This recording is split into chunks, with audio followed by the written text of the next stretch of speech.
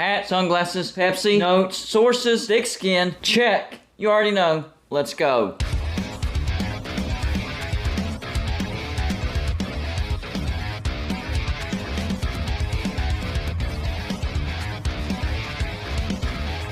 Welcome to Golden Blue today, everybody. This is a college football channel. So if you like college football, hit the like and subscribe button. It's that simple. Also, send gear to represent your team and be a part of my background forever. All you have to do is send it to P.O. Box 360, Liberty, South Carolina 29657. And don't forget to check out our Patreon page. We have a lot of great perks over there. The perk that people seem to enjoy the most, of course, is the score prediction contest where we award $20 every single week to whoever gets closest to the actual score of the game that I pick. We also did a championship week. I will award $25 to that winner. And right now is the best time to join Patreon because we are going to do the bowl prediction contest. First place prize will win $50. Second place prize is an autographed Golden Blue Dude flat bill hat. And the third place prize is a shout out. And the more Patreons we get, the higher we can bump up the prize. So if we get up to $300 worth of Patreon pledges, we will bump up the prize to $75. If we get up to $400 worth of Patreon pledges, we'll bump the prize up to $100, and so on and so forth. So there's even an incentive for current Patreon members to encourage other people to join Patreon. That way the prize goes even higher. I'll leave the link to the Patreon page in the description of this video.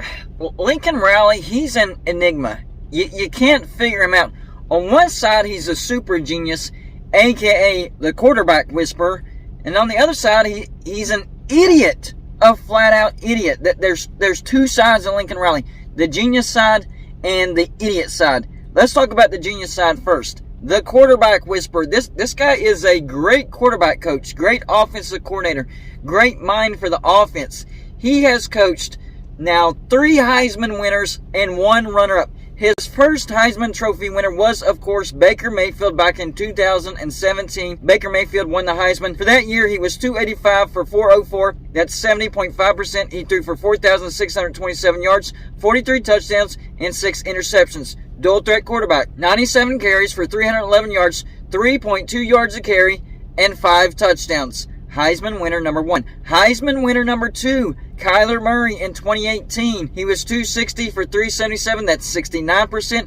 He threw for 4,361 yards, 42 touchdowns, and 7 interceptions. Big-time dual threat quarterback. 140 carries for 1,001 yards, 7.2 yards a carry, and 12 touchdowns. Second Heisman Trophy winner. Then he had a Heisman Trophy runner-up, and that was Jalen Hurts in 2019, the transfer from Alabama. That year, Jalen Hurts was 237 for 340. That's 69.7%. Threw for 3,851 yards, 32 touchdowns, and 8 interceptions. Yes, dual threat quarterback, a pretty good one actually. 233 carries for 1,298 yards, 5.6 yards a carry, and 20 touchdowns. And finally, the third Heisman Trophy winner that Lincoln Riley has coached, and that was Caleb Williams this year, 2022, for USC. He was 296 for 448. That's 66.1%. He threw for 4,075 yards, 37 touchdowns, just 4 interceptions. Dual threat quarterback, 109 carries for 372 yards, 3.4 yards a carry, and 10 touchdowns. That is the genius side of Lincoln Riley. And his teams have had success. In 2017, when Baker Mayfield won the Heisman Trophy, Oklahoma went 12-2, Big 12 champs, but lost in the first round of the playoffs to Georgia. In 2018, when Kyler Murray won the Heisman Trophy, Oklahoma once again went 12-2, Big 12 champs, but lost in the first round of the playoffs to Alabama. In 2019, when Jalen Hurts was the runner-up to the Heisman Trophy, once again, Oklahoma was 12-2, Big 12 champs, lost in the first round of the playoffs to LSU. And finally, this year, Caleb Williams wins the Heisman Trophy, and USC finishes 11-2, not counting the bowl. They are the Pac-12 runner-up, and they will play number 16 Tulane in the Cotton Bowl. So he's a genius when it comes to offense. He is a genius when it comes to developing quarterbacks. He's a genius when it comes to attracting talented quarterbacks that will play in the NFL. Hey, if you're a quarterback in high school, a high-level quarterback, you're looking at Lincoln Riley. No, he hasn't won a national championship. He hasn't even won a playoff game, but he gets his quarterbacks in the position to win a Heisman Trophy and to make a lot of money, not only in college football, but also in the NFL. If you are playing at a high level at the quarterback position and you want to have it made in your life, you want to look up Lincoln Riley because the track record speaks for itself. However, if you're a fan of a team that's been coached by Lincoln Riley, you are so aggravated. He is awesome on the offense. Guru, genius, quarterback whisperer. But on the defense, he doesn't care. Lincoln Riley does not care about defense. And you can blame Alex Grinch all you want, but who hired Alex Grinch? That's right, Lincoln Riley. Will Lincoln Riley ever win a national championship? I don't know. But he has to start caring about defense if he ever does want to win a national championship. Check out these lopsided, ridiculous stats for those years that these quarterbacks either won the Heisman Trophy or were the runner-up. In 2017, Oklahoma averaged 45.1 points per game, which was third. Genius on the offense. But on defense, they allowed 27.1 points per game, which is 68th. That's a bad defense. It was their offense that carried them to the Big 12 championship and got them to the playoffs. But once you get to the playoffs, you have to have a good defense as well. Fast forward to 2018, it's actually worse. They averaged 48.4 points per game, which was first, so the offense was actually better. But the defense allowed 33.3 points per game, which is 101st. That is a terrible, terrible defense. How they got to the playoffs, I don't know. I know. They were the number one offense. But my gosh, that is not just a bad defense. That is a terrible defense. Fast forward to 2019. Defense, a little bit better. They averaged 42.1 points per game on offense. Number 6, so a top 10 offense again. But they allowed 27.3 points per game, which was 64th.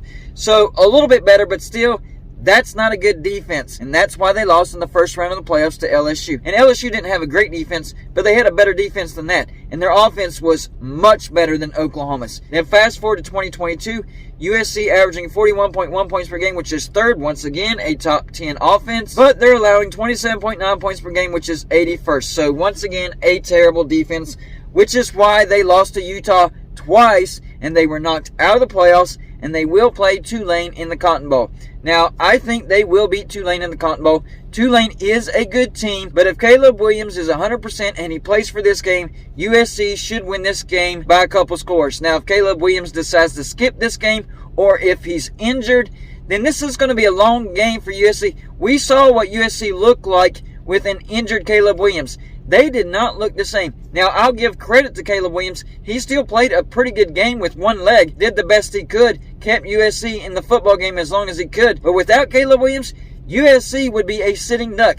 Yes, for even Tulane. So the question is, moving forward, we know that Lincoln Riley is going to be a good offensive coordinator / quarterback coach / Heisman Trophy producer / high-level talent quarterback recruiter. He's going to be all that. He's great on the offense. But will he learn his lesson on defense? Is Lincoln Riley and Alex Grinch such good buddies that he will never ever fire Alex Grinch, even with these bad defenses? And Alex Grinch did a little bit better than the previous defensive coordinator at Oklahoma, but not that much better. He's not that good of a defensive coordinator. In fact, he's not good at all. I mean, especially now that USC is headed to the Big Ten. It's going to be brutal in the Big Ten if USC doesn't figure out how to play defense. It's going to be brutal for Lincoln Riley if he doesn't get himself a decent defensive coordinator. USC better figure out how to fix that defense, or they're never getting to the playoffs. You have to get good on defense. So congratulations, Lincoln Riley. You've had a lot of success. I do think that you're a good coach. I do think that you're an offensive genius.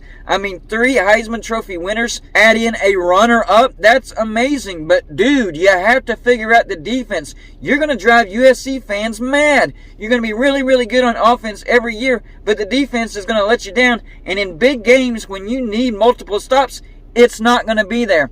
And I know that Oklahoma fans acted like that they were glad that Lincoln Riley left town, and in comes Brent Venables, and he's defensive-minded. Oh, he'll get Oklahoma tough. Well, I think you're missing Lincoln Riley just a little bit. As much as we get on to Lincoln Riley, we have to give him his dues. He's a pretty good coach. He just has to figure out how to put out a good defense, how to hire a good defensive coordinator. I mean, you have the offensive side of the ball figured out.